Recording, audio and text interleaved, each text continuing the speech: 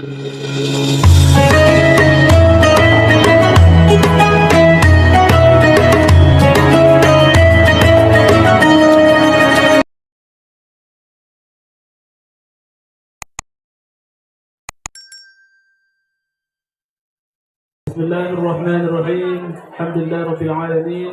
Wassalatu wassalamu ala sayyidil mursalin Sayyidina wa maulana Muhammadin wa ala alihi wa sahbihi ajma'in.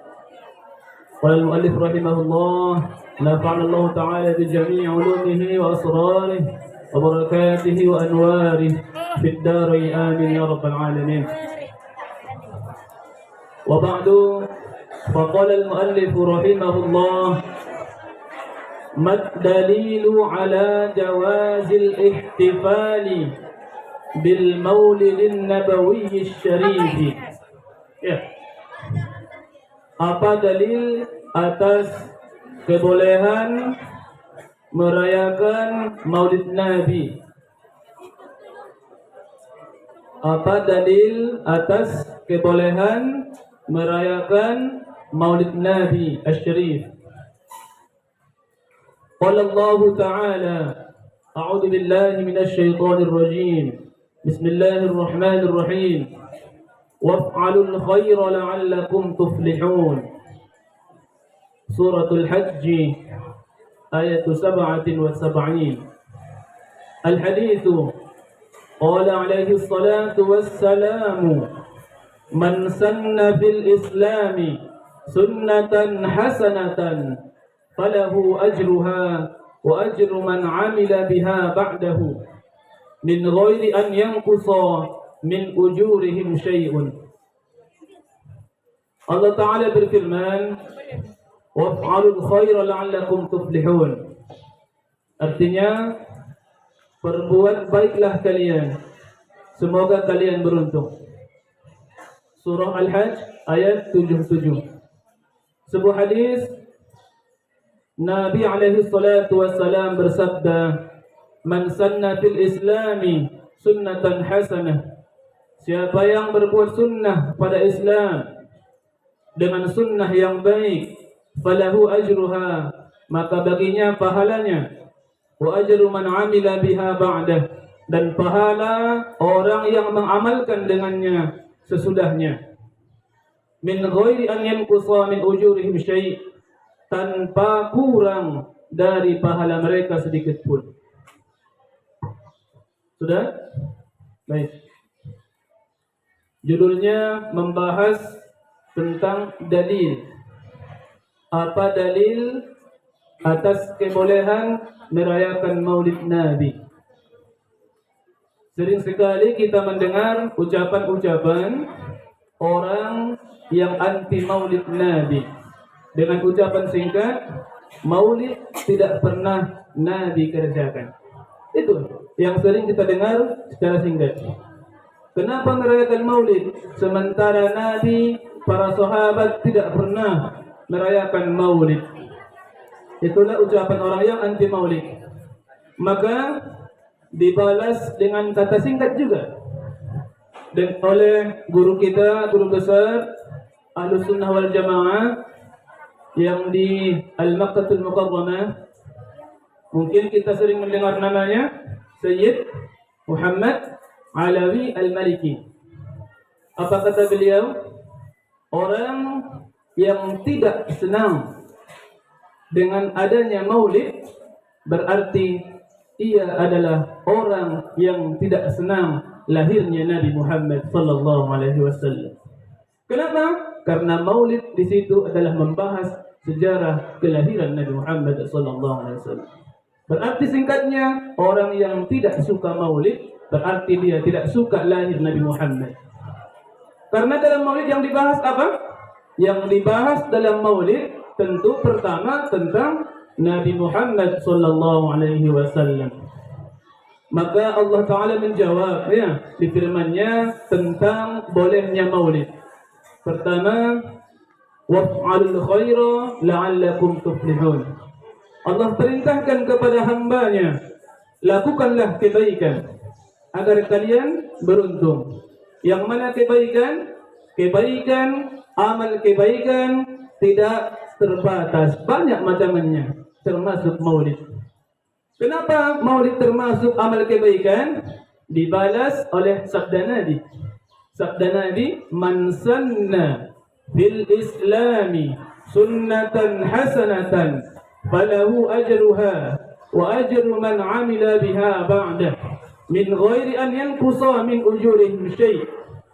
Dan sambungannya mungkin ini dipotong ya. "Wa man sanna fil islami sunnatan sayyi'atan falahu wizruha wa wizru man amila biha min ba'dih min ghairi an yanqusa min awzarihim syai'." Sabda Nabi, siapa yang berbuat sunnah baru, sunnah yang baik, maka dia mendapat pahala dari sunnah tersebut. Sunnah baru yang belum pernah terjadi, dan mendapat pahala dari orang yang mengamalkan sunnah tersebut setelah dia wafat. Orang yang pertama kali membuat sunnah, mengamalkan sunnah kebaikan yang belum pernah terjadi sebelumnya, akan mendapatkan kebaikan pahala dari Allah. Walaupun dia sudah wafat, ketika amalan tersebut dilaksanakan oleh orang lain, maka dia mendapat pahala jariah. Tidak ada batasannya. Maka melaksanakan maulid Nabi merupakan salah satu daripada sunnah-sunnah yang baik.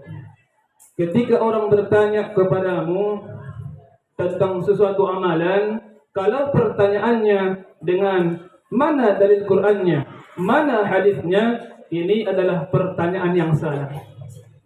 Lalu bagaimana? Contohlah bagaimana Nabi bertanya kepada para sahabatnya. Ketika Nabi solat sunnah sendirian, ternyata sebelum takbir datanglah pamannya, paman Nabi yang bernama Abbas bin Abdul Muttalib. Abbas datang ingin ikut solat sunnah berjamaah dengan Nabi, sehingga dia berdiri di belakang Nabi ingin solat sunnah. Akhirnya Nabi datang menarik tangan Abbas agar sejajar dengan Nabi. Nabi berdiri, ditariklah Abbas di sampingnya. Setelah itu Abbas berdiri di sampingnya, Nabi takbir, maka segeralah Abbas mundur ke belakang. Lalu mereka salat sunnah berjamaah, yang posisinya Nabi di depan, Abbas di samping agak ke belakang, mundur kembali dia. Lalu setelah selesai salat berjamaah sunnah tadi, Nabi bertanya kepada Abbas, dan Nabi tidak melontarkan pertanyaan, "Wahai Abbas, manakah dalil Qur'annya? Wahai Abbas, manakah hadisnya?" Nabi bertanya bukan seperti itu. Tapi Nabi bertanya, "Wahai Abbas, apakah dasarmu melakukan amal seperti itu? Ahado landasanmu sebin kosong ini, asal mundur kok." Bukan bertanya mana dalilnya, bukan. Tapi Nabi bertanya, apakah kira-kira alasanmu mengapa mundur ke belakang? Maka Abbas menjawab, "Wahai Rasulullah, engkau seorang Nabi, Rasulullah yang mendapatkan wahyu dari Allah. Tidak sepantasnya saya sejajar denganmu dalam salat. Maka saya mundur ke belakang untuk menghargai, menghormati seorang Nabi Allah." Apakah Nabi marah? Tidak. Justru Nabi mendoakan beliau dengan kebaikan. Berarti dalilnya Abbas bukan Quran, tapi dalil dia adalah dalil qiyas. Maka Nabi menghargai perbuatan Abbas. Tidak bertanya, manakah dalilmu Quran, hadis. Tapi pertanyaannya, kalau seseorang berbuat sesuatu yang baru, kalau pertanyaannya mana dalil Quran, mana hadis, itu pertanyaan yang kurang tepat. Yang sebagusnya, apakah kira-kira landasan dalilmu melakukan ini? Tidak mesti Quran atau hadis, karena dalil-dalil tentang agama syariat kita bukan cuma Quran hadis kan? Berapa? Ada berapa dalil pengambilan pengambilan hukum kita? Berapa?